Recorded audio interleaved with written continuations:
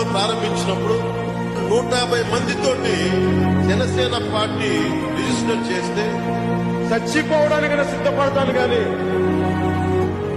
నా వెన్ను చూపులు. చాలా మంది ప్రమాదాలకు గురవడం, పాండమిక్ సిచ్యువేషన్ లో కూడా చాలా మంది రకరకాల ప్రమాదాలకు గురయ్యి ప్రాణాలు కోల్పోయి మన కోసం తపన పడ్డ వ్యక్తులకి, వారి కుటుంబాలకి అండగా ఉండాలి.